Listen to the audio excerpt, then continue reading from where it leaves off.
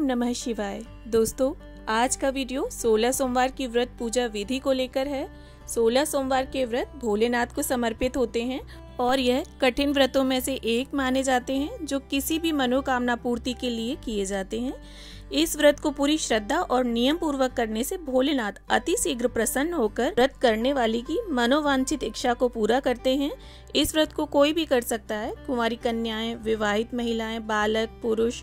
और इस व्रत को उठाने के लिए सबसे अच्छा महीना सावन का महीना होता है, क्योंकि सावन का महीना पूरी तरह से भोलेनाथ को समर्पित होता है।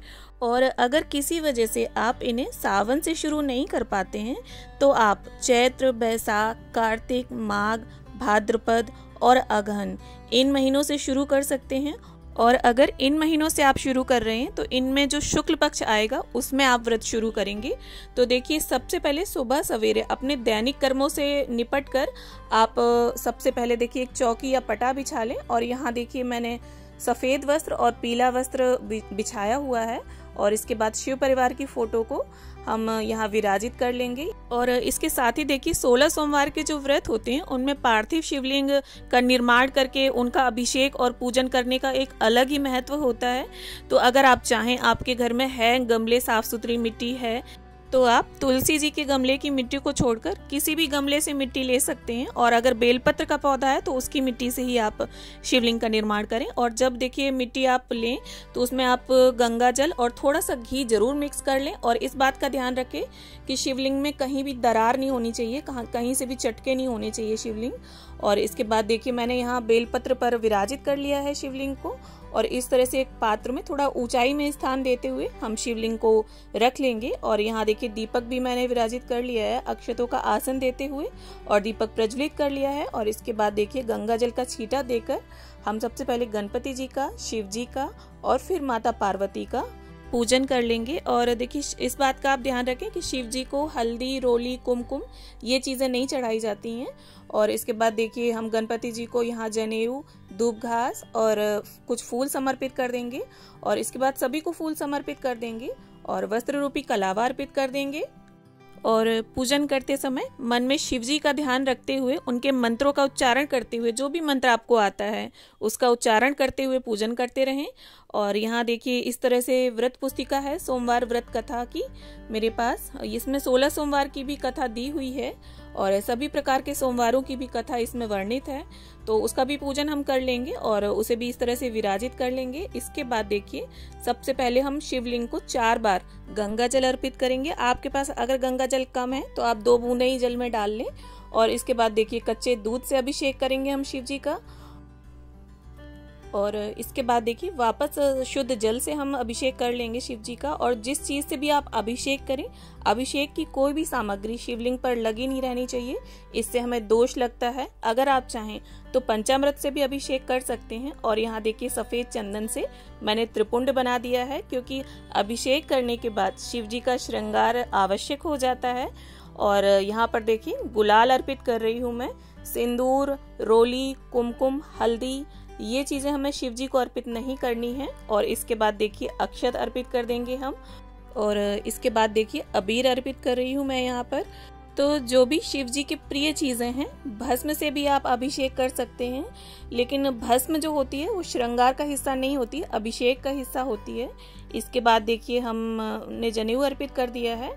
और इस तरह से देखिए बेलपत्र हमें लेना है, उसका जो टाइट डंडी वाला भाग जो होता है वो हटाकर आपको बेलपत्र पर अंकित कर सकते हैं चंदन से। आप चाहें तो अपनी मनोकामना लिख सकते हैं, या राम का नाम लिख दें, या ओम नमः शिवाय लिख दें। और इस तरह से देखिए चिकने भाग को शिवलिंग पर टच करते हुए हम बेलपत्र अर्पित कर देंगे। आप 1, 3, 5, 7 जितना आपका सामर्थ्य हो आप उतने बेलपत्र अर्पित करें। और यहाँ पर देखिए समी पत्र अर्पित कर दिया है हमने, और धतूरा हमने अर्पित कर दिया है। आपको ये सामग्री अगर उपलब्ध हो जाए तो बहुत अच्छी बात है, वरना अगर एक बेलपत्र भी आपको मिल जाता है तो वो भी काफी है। और इसके बाद देखिए सफेद फूल हमने अर्पित कर दिए हैं। तो देखिए ये पूजन आपको सुबह भी करना है और प्रदोष काल में भी, क्योंकि शिव जी की पूजा का प्रदोष काल में ज्यादा महत्व होता है। और इसके साथ ही देखिए जब हम श्रृंगार कर लेंगे, सारा सामग्री हम अर्पित कर लेंगे, इसके बाद देखिए सबको हम इत्र अर्पित कर देंगे।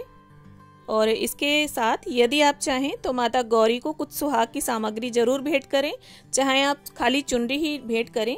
और इसके बाद देखिए यहाँ चूरमे के लड्डुओं का भोग मैंने अर्पित कर दिया है और जल अर्पित कर दिया है। तो यहाँ प्रसाद का एक विशेष नियम होता है 16 सोमवार के व्रत में, जो आगे मैं आपको बता दूंगी। और इसके साथ ही मुख शुद्धि के लिए लौंग, सुपारी, इलायची अर्पित कर दी है मैंने। और अगर आपके घर में कोई मौसमी फल उपलब्ध हो तो आप उनका भोग प्रसाद लगा दें। इसके साथ ही दाएं हाथ में थोड़े से अक्षत या पुष्प लेकर हम 16 सोमवार व्रत की कथा पढ़ लेंगे या सुन लेंगे। तो दोस्तों, इस पूजन को आप अपने घर के मंदिर में भी कर सकते हैं और अलग से चौकी लगाकर भी। तो देखिए, वैसे तो आप सभी जानते ही होंगे, लेकिन फिर भी मैं एक बार बता देती हूँ कि जो प्रदोष काल का समय होता है वो सूर्यास्त से 45 मिनट पहले और 45 मिनट बाद तक के समय को बोला जाता है। और इसके साथ ही देखिए, यहाँ पर शिव जी की आरती भी दी हुई होती है कथा पुस्तिका में, तो आप उसे देखकर भी आरती कर सकते हैं शिव जी की। और कथा संपन्न होने के बाद ये जो हाथ में अक्षत और पुष्प होते हैं, इन्हें हम शिव जी के समक्ष ही छोड़ देते हैं। और इसके साथ ही अब हम शिव जी की कपूर आरती कर लेंगे, क्योंकि कपूर जो है वो शिव जी को अत्यंत प्रिय होता है।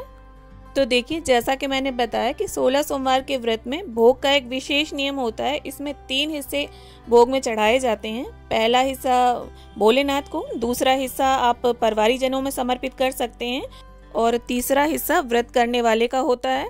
तो जो भोलेनाथ का हिस्सा होता है उसे आप गाय को या कन्या को दे सकते हैं और व्रत करने वाले को एक जगह बैठकर सिर्फ वही हिस्सा खाना होता है और इसके बाद जल पी लेना होता है और इसके बाद कुछ भी खाना नहीं होता है। हाँ, आप पानी ले सकते हैं और दिन में आप चाय, दूध, पानी सिर्फ यही लेंगे, कुछ खाएंगे नहीं। तो देखिए, 16 सोमवार के नियम अनुसार इसी प्रकार से व्रत किया जाता है।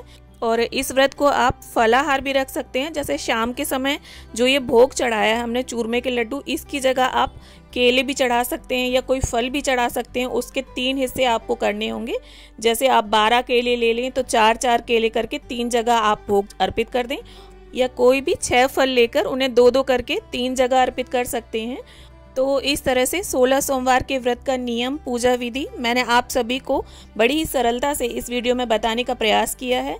लेकिन फिर भी अगर आपके मन में कोई सवाल है तो आप मुझे कमेंट करके पूछ सकते हैं। वीडियो को अंत तक देखने के लिए आप सभी का बहुत बहुत धन्यवाद। ओम नमः शिवाय।